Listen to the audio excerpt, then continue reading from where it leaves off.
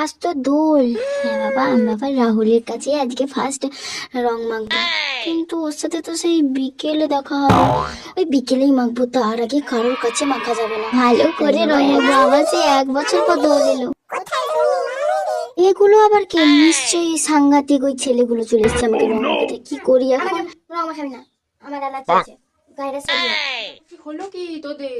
এখন আমি বললাম আমার অ্যালার্জি আছে, তাও এরা আমাকে রং মাখাচ্ছে। অ্যালার্জি? তোর আবার কবে থেকে অ্যালার্জি হলো? আমি জানতাম না তো, সেই তো ছোট থেকে বাঁধো সেজে আসিস রং মেখে। অ্যালার্জিটা আবার কবে হলো কবে? ছিল, তুমি জানো না, তখন আমি তো মাখাচ্ছি, তাকে ওরা জোর করে মাখিয়ে দিত। ছোট ছিলাম কিছু বলতে পারি, কিন্তু এখন তো আমি বড় হয়ে গেছি, বুঝতে তো পারি আমার অ্যালার্জি হয়, খুব গা হাতে চুলকানি হয়। আমি মাখবো না। জানি বাবা, আমি জানি না কি বলে অ্যালার্জি। তোরা আবার দেখে শুনে মাখা, আমি বলতে পারবো না, আমি এতদিন জানতাম না।